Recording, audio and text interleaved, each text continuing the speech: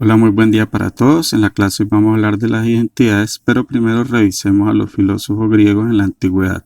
En el siglo VI, Parménides de Elea fue un filósofo presocrático. Como pensador niega la existencia de la nada. Formuló su principio de identidad en el que afirma lo que es y lo que no es, no es.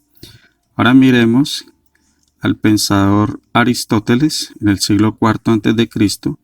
Fue un filósofo y polímata griego nacido en Estagira. ¿Qué es un polímata? Es una persona que se dedica al estudio de muchas áreas del conocimiento. En el caso del estudio, biología, filosofía, política, ética, oratoria, entre otras áreas del conocimiento. Estuvo durante 20 años en la Academia de Atenas de Platón. Es reconocido por ser el padre de la lógica. En lógica, el principio de identidad dice que para todo x, x es igual a x o x es idéntico a x. Bien, este es el pensamiento de esos filósofos de identidad en la antigüedad. Identidades trigonométricas. La trigonometría se caracteriza por las diversas ecuaciones que involucran a las funciones trigonométricas. Estas ecuaciones permiten evaluar a una función o a una expresión con varias funciones. Una identidad trigonométrica es una igualdad que relaciona las funciones trigonométricas y que se debe cumplir para todos los valores de la o de las variables para las que están definidas. Identidades básicas. Hemos trazado el eje horizontal, el eje X, y el eje Y, que es perpendicular, se intersecta con el eje X en el punto O, que es el origen de coordenadas. Ahora bien, vamos a ubicar en nuestro plano cartesiano un punto. Ese punto tiene una componente sobre el eje X y también tiene una componente sobre el eje Y. Esas dos componentes forman un ángulo recto, es decir, un ángulo de 90 grados. Ahora bien, ese punto es de coordenadas X, Y. Trazamos un rayo desde el punto O pasando por el punto P. Y la distancia OP es un radio, que en este caso es la hipotenusa de ese triángulo rectángulo. Ahora bien, observamos un ángulo en posición normal, es decir, que tiene su rayo inicial en la parte positiva del eje X, su origen de coordenadas es el punto O, y el rayo OP ha girado en sentido contrario a las manecillas del reloj, formando el ángulo que estamos observando, que es un ángulo positivo, que es el ángulo alfa. Por teorema de Pitágoras sabemos que el cuadrado de la hipotenusa es igual a la suma de los cuadrados de los catetos, en este caso el cuadrado de x más el cuadrado del otro cateto, que es y. Entonces tendríamos que r es igual a la raíz cuadrada de x cuadrado más y al cuadrado. Las funciones trigonométricas para el ángulo alfa en posición normal son seno del ángulo alfa, que es cateto opuesto, que es y, sobre la hipotenusa, que es r, el coseno del ángulo alfa, que sería el cateto adyacente a alfa, que es x, sobre la hipotenusa, que es r, la tangente del ángulo alfa, que es el cateto opuesto, que es y, sobre el cateto adyacente, que es x. Cada una de ellas tiene una función inversa. Lo inverso al seno de alfa, pues es la función cosecante de alfa, que sería r sobre y. La función inversa al coseno de alfa, pues sería la secante de alfa, que sería r sobre x. Y la función inversa a la tangente de alfa, pues es la cotangente de alfa, que sería x sobre y. Ahora bien, multipliquemos cada función con su inversa. Seno del ángulo alfa por cosecante del ángulo alfa. Eso es igual seno alfa y sobre r por su inversa, que es r sobre y. Si multiplicamos en el numerador y por r y en el denominador r por y, pues son términos iguales y al dividir da 1. Por lo tanto tenemos que seno de alfa por cosecante de alfa es igual a 1. Despejando cosecante de alfa, el seno de alfa que está multiplicando, lo inverso es dividir. Nos quedaría que cosecante de alfa es igual a 1 sobre el seno de alfa. Ahora multipliquemos el coseno de alfa por la secante de alfa. Eso es igual, coseno de alfa es x sobre r. Su inversa, que es secante de alfa, es r sobre x. El producto en el numerador es igual al del denominador, por lo tanto al dividir da 1. O sea que el coseno de alfa por secante de alfa es igual a 1. Y entonces tendríamos que la secante de alfa es igual a 1. Y el coseno que está multiplicando pasaría a dividir, entonces sería 1 sobre coseno de alfa. Ahora multipliquemos la tangente alfa por su inversa, que es la cotangente de alfa. Tangente de alfa es y sobre x, por cotangente de alfa, que es x sobre y. Y por x dividido entre x por y daría 1 al dividir. Obtendríamos que tangente de alfa por cotangente de alfa es igual a 1. Despejando la cotangente, eso sería igual a 1 sobre la tangente de alfa. Y esas serían las identidades que llamaremos identidades recíprocas. Identidades básicas. Sabemos que el seno del ángulo alfa es y sobre r. Coseno del ángulo alfa es igual a x sobre r. Tangente del ángulo alfa es y sobre x.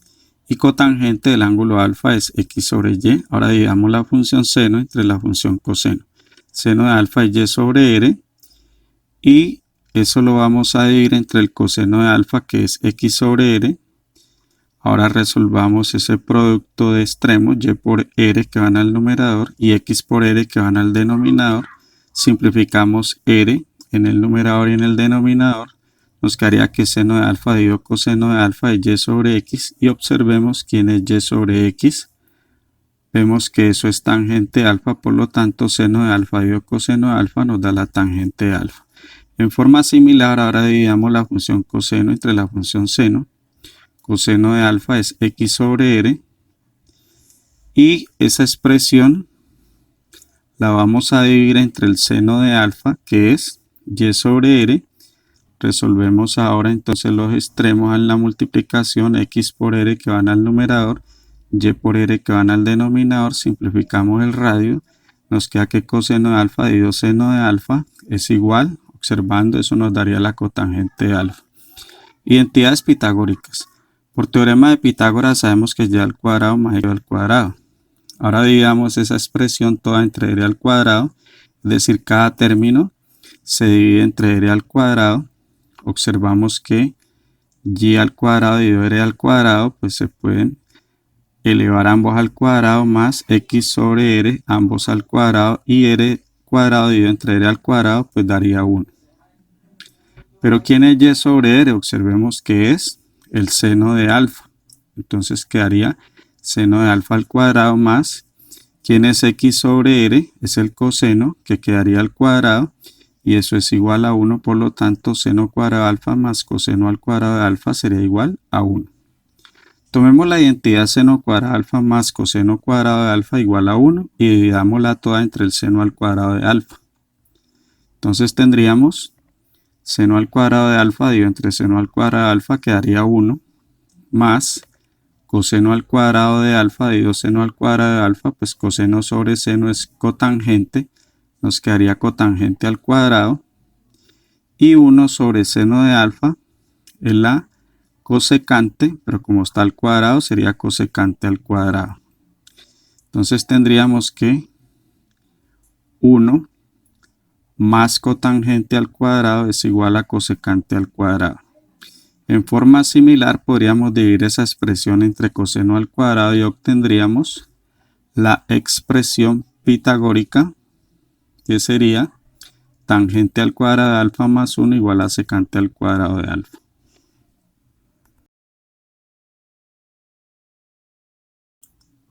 Bien, a continuación vamos a hacer un resumen de todas las identidades, en este caso las identidades básicas derivadas de los procedimientos que se hicieron anteriormente, que serían 5, y las identidades pitagóricas que fueron deducidas a partir del teorema de Pitágoras aplicado a ese triángulo rectángulo que se observaba en el plano. Algunas de estas identidades pitagóricas pues se han deducido por despeje de algunas identidades que son primarias. Bien, entonces este sería el resumen de esas 12 identidades.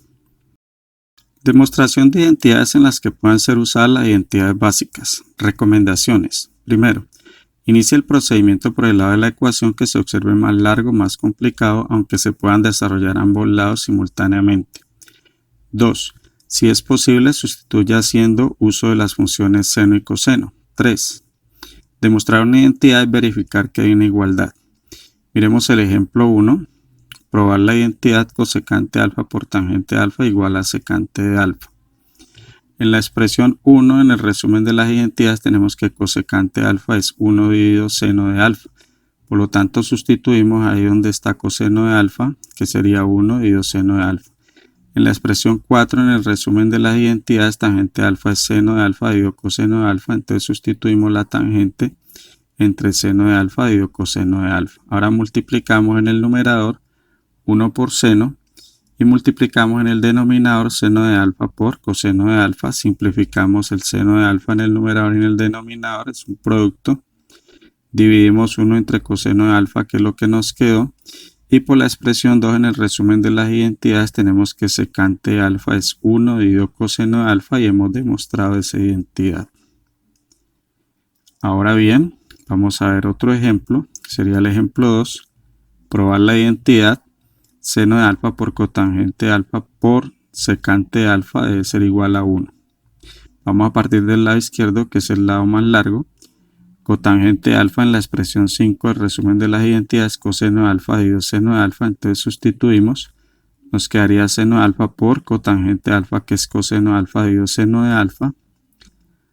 Ahora bien, revisando un poco las otras expresiones en las identidades, vemos que en el resumen de las identidades en la 2, secante de alfa es 1 dividido coseno de alfa. Entonces sustituimos secante de alfa por 1 sobre coseno de alfa. Ahora bien, podemos simplificar ese seno de alfa que está multiplicando y el que está en el denominador dividiendo. Nos quedaría coseno de alfa por 1 dividido coseno de alfa. Simplificamos coseno de alfa y llegamos al resultado que sería 1 y hemos demostrado esa identidad. Ejemplo 3. Demostrar que entre paréntesis coseno de teta más seno de teta por entre paréntesis coseno de teta menos seno de teta es igual a 1 menos 2 seno al cuadrado de teta. Vamos a partir del lado izquierdo. Hemos sustituido el ángulo alfa por teta. Las identidades siguen siendo similares. Tenemos en el primer factor dos términos, coseno de teta más seno de teta por, en el segundo factor otros dos términos, coseno de teta menos seno de teta. Dos términos por dos términos, nos deben salir 4 términos al multiplicar. Multipliquemos el primer término por el primer término del segundo factor. Coseno de teta por coseno de teta es coseno al cuadrado de teta. El primer término por el segundo del segundo factor, más por menos da menos. Nos da seno de teta por coseno de teta. Y multiplicando el segundo por el primero, más por más da más. Seno de teta por coseno de teta. Y multiplicando el segundo por el segundo, más por menos da menos. Seno de teta por seno de teta nos da menos seno al cuadrado de teta. Ahora bien, en esos 4 términos tenemos dos términos que son opuestos aditivos. Al restarlos da 0. Nos quedaría coseno al cuadrado de teta menos seno al cuadrado de teta. En la expresión 8, en el resumen de las identidades, coseno al cuadrado de teta es igual a 1 menos seno al cuadrado de teta. Sustituimos ese coseno al cuadrado de teta por esa expresión que es 1 menos seno al cuadrado de teta menos seno al cuadrado de teta. Ahora resolviendo términos semejantes nos queda 1 y menos un seno cuadrado y menos un seno cuadrado sumando nos da 1 menos 2 seno al cuadrado de teta. Y hemos llegado a ese resultado para demostrar esa identidad. Ejemplo 4. Demostrar que coseno al cuadrado de teta por, entre paréntesis, secante al cuadrado de teta menos 1 es igual a seno al cuadrado de teta. Vamos a resolver esta identidad probándola de dos formas, partiendo desde el lado izquierdo. En la expresión 2 del resumen de las identidades tenemos que secante de teta es igual a 1 dividido coseno de teta. Y si está al cuadrado, pues secante al cuadrado sería 1 dividido coseno al cuadrado de teta. Por lo tanto, coseno al cuadrado de teta por, entre paréntesis, secante al cuadrado de teta, que es 1 dividido coseno al cuadrado de teta menos 1. Ahora bien, vamos a resolver primero lo del paréntesis, el menos 1 está sobre 1. Multiplicando denominadores, coseno al cuadrado por 1 da coseno al cuadrado y multiplicando ahora en x, 1 por 1 da 1, menos coseno cuadrado por 1, pues da coseno al cuadrado, nos daría en el numerador 1 menos coseno al cuadrado de teta. Por fuera del paréntesis tenemos un coseno al cuadrado multiplicando y hay otro dentro del paréntesis que está dividiendo. se pueden simplificar. Nos quedaría 1 menos coseno al cuadrado de teta. Y por el resumen de la identidad en la expresión 7, eso nos daría seno al cuadrado de teta. Y hemos demostrado esa identidad porque hemos llegado a ese resultado. Ahora miremos una segunda forma. Para este caso, entonces tenemos coseno al cuadrado de teta por secante al cuadrado de teta menos 1 es igual a seno al cuadrado de teta. Ahora bien, tenemos dentro del paréntesis secante al cuadrado de teta menos 1, que por la expresión número 12, en el resumen de las identidades, eso sería tangente al cuadrado de teta. Entonces tenemos coseno al cuadrado de teta por, sustituyendo secante al cuadrado de teta menos 1, que eso es tangente al cuadrado de teta. Ahora bien, por la expresión número 4 en las identidades tenemos tangente de teta, que es seno de teta dividido coseno de teta. Por lo tanto tendríamos que coseno al cuadrado de teta por tangente al cuadrado, pues se elevaría el seno y el coseno al cuadrado. Entonces nos daría seno al cuadrado de teta dividido coseno al cuadrado de teta por coseno al cuadrado de teta. Podemos simplificar ese factor del denominador con el que está por fuera en el numerador y eso nos daría seno al cuadrado de teta y hemos probado de otra forma esa identidad. Bien, a continuación se van a dejar una serie de ejercicios, unas identidades, donde ustedes van a utilizar esas identidades básicas y esas identidades pitagóricas. Bien, eso sería todo por la clase de hoy. Que les vaya muy bien. Espero que hayan aprendido mucho.